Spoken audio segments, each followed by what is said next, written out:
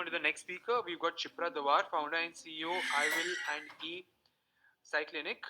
Topic would be digital public health goods for universal health coverage and role of startups in enabling. Please give an round of applause.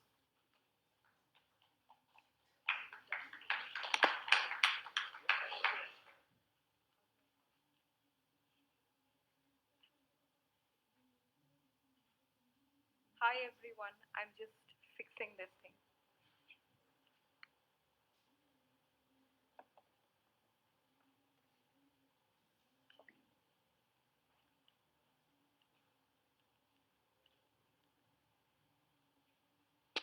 First of all, a very warm good afternoon to everyone.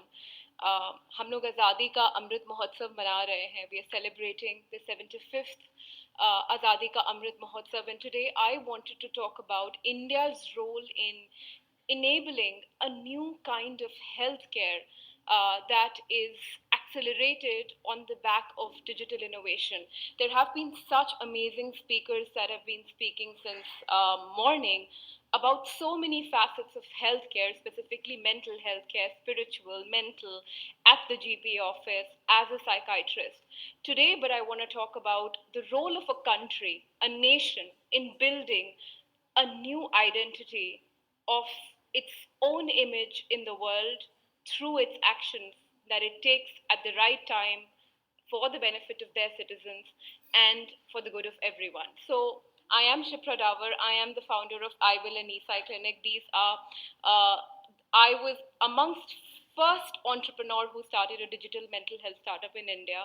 It wasn't easy at all क्योंकि जब मैंने शुरू किया था तब तो मानसिक स्वास्थ्य के ऊपर बात करना भी अच्छा नहीं माना जाता था एकदम publicly. और मैं I was working at BCG, so when I told my mother and my father that I would be resigning from this job and I'd be working in mental health sector, they were very supportive, but there were a lot of family members who said that you've a great job, you're leaving it for mental health. Where is your hospital?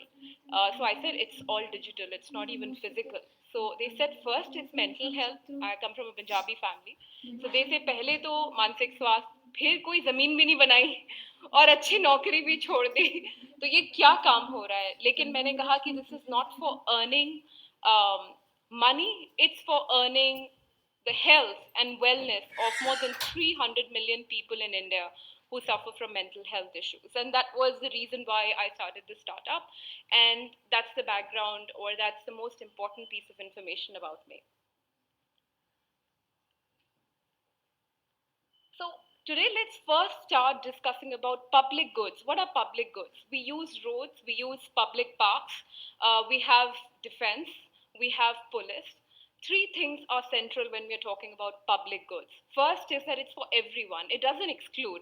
It doesn't exclude a person who's poor or rich, gender, male or female, living in a rural, region or in the city, is a boy or a girl, or is a non-binary or is a binary.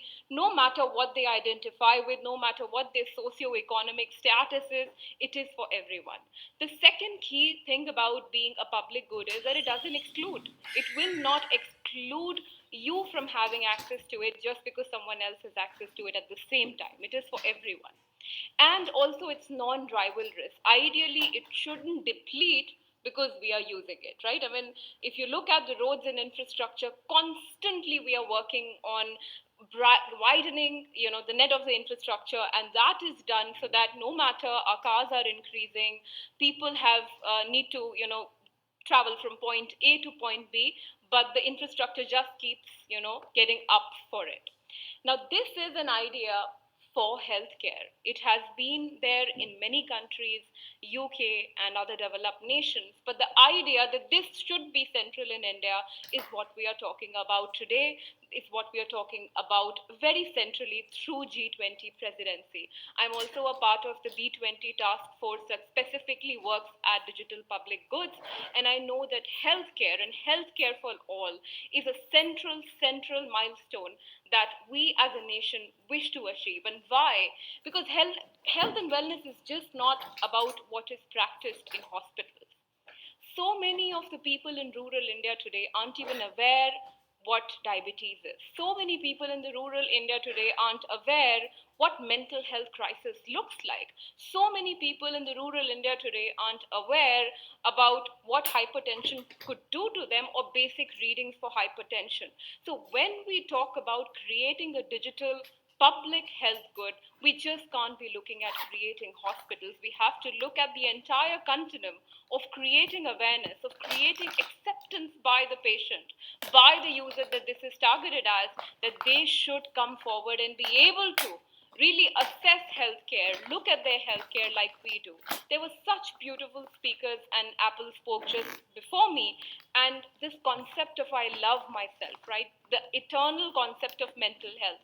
How many people today in rural India have access to that narrative? So when we talk about building public health goods, we're not just talking about building hospitals and pathology or clinic treatment center cares. We're also talking about a narrative of awareness, of acceptance that I could have a health problem, or that I need more wellness, that I need more time, that I need more care. And that is at the heart of what digital public health good and the vision that India has set out for itself through the G20 and beyond. Healthcare, of course, I don't need to talk much about this to August audience like you all who are absolutely mavericks in the field of healthcare. But again, highlighting that health is not just about treating an illness, it is about healing a mind, it's about making a person live to their best possible potential, and that comes when you have it through the spectrum. And whose job is it? It's job of the nation, it's job of not just the government, it's job of you and I, it's job of every single person who cares about their fellow citizens. And that's the job that we collectively kind of are looking forward to take on.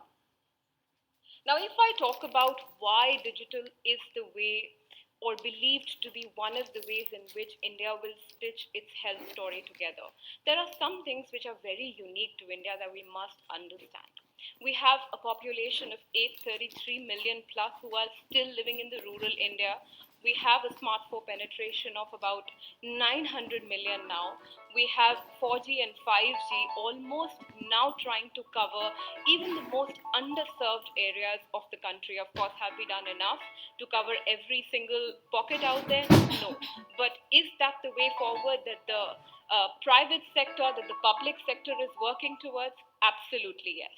And also the fact that our clinicians are concentrated in the cities, also the fact that we are a 1.4 billion population country, but when we compare our size to what the United States size would be, it's about 1/7 or 1/8. So basically, we cannot be just looking at a physical creation of infrastructure to solve the health challenge that we have today. And with, like Antara was talking, with the artificial intelligence revolution coming in, with the technology kind of bringing its impact in evidence based medicine, in personalized medicine, in language specific medicine, like an AI doctor can interact with somebody who's speaking in Maharashtra in their local language, in their dialect, can take that information, can pass it to the clinician. That's the beauty why digital is the way to go, at least one part of the puzzle in which India will move towards universal health coverage, and it's already doing that. If I talk about two brilliant moves that we have done as a country, first, of course, is the reimagining of the primary healthcare centers as health and wellness centers. What does it say? It says that at the rural India or at the urban India, when we talk about health, we are not going to leave wellness behind. When we talk about a human being with an illness, we have to look, we just don't have to treat them.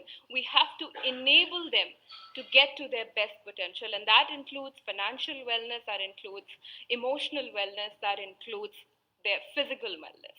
So first is the reimagining of all the primary healthcare sectors, primary healthcare clinics that we have in the country as health and wellness centers. The other thing, which kind of is, I would say, such a maverick decision, and that is the Ayushman Bharat digital mission. what it does is it makes us all a stakeholder in the India health story. It doesn't just create a unique health identity of all patients, and we all know how much Aadhaar has helped, along with the mobile, the Jan Dhan Yojana, to actually let the benefits go directly to the person who otherwise was missing out on those benefits because of the various blockages that happen, the intermediaries, wrong person identified with wrong support that they needed. So creating a similar healthcare identity, and also specifically the health interface, which is designed for all of us to bring in our innovations. There's enough research done on what should be the regulatory guidelines, what should be the data guidelines, what should be the security measures, what could be the healthcare measures that need to be taken. All of that information is available, and you can build your healthcare applications. You can bring your physical healthcare structure and its services through that system for the larger good to kind of integrate it. And that's the beauty of it.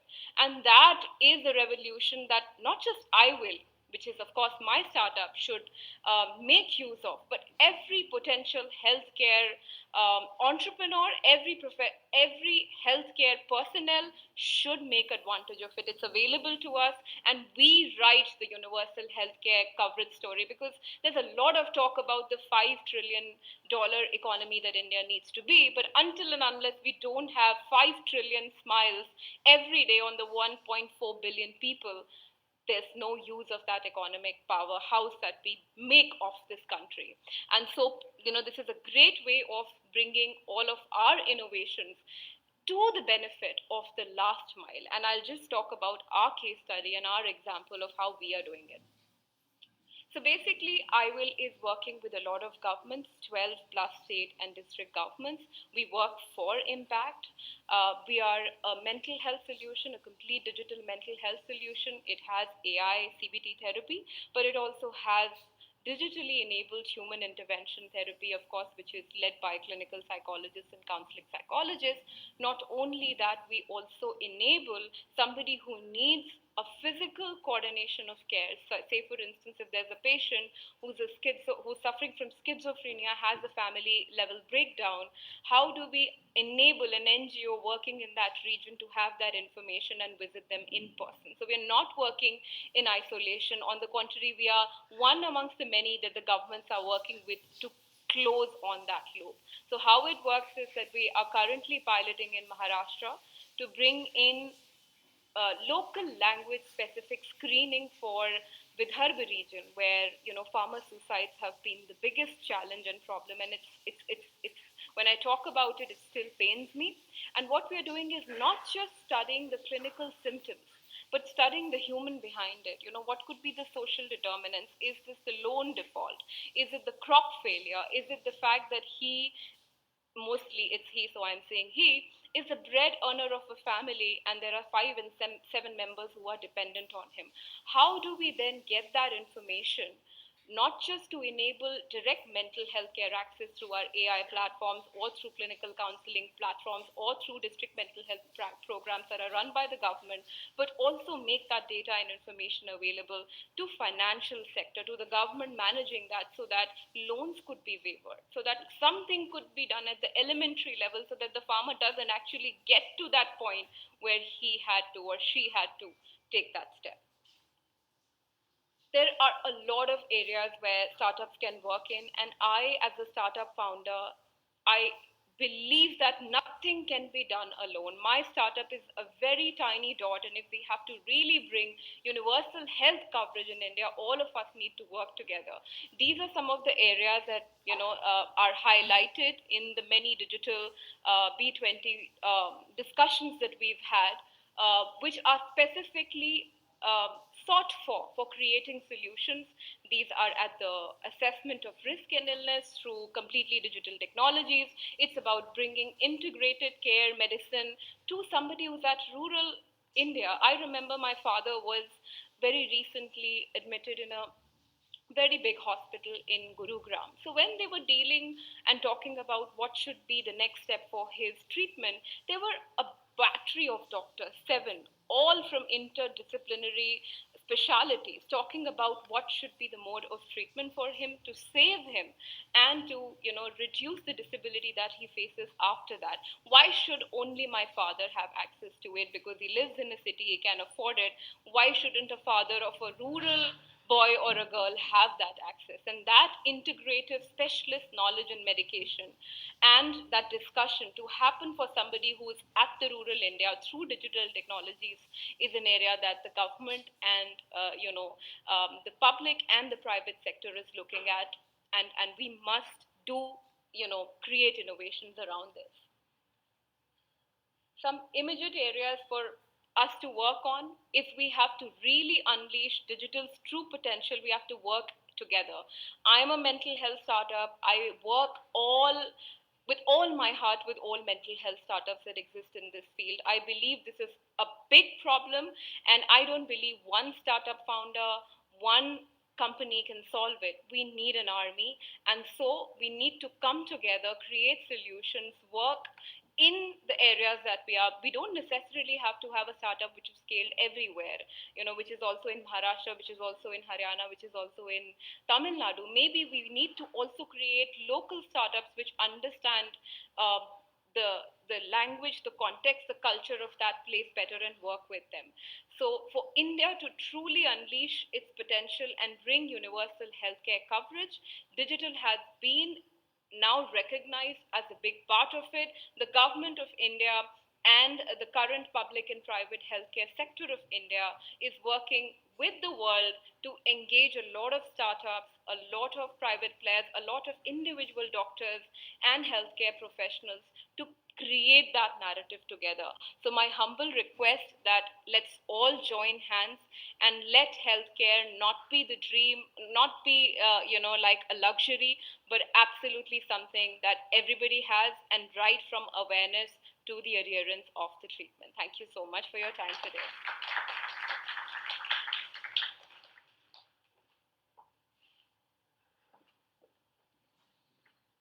Thank you, Shipra. We would like to present you with a small token of appreciation.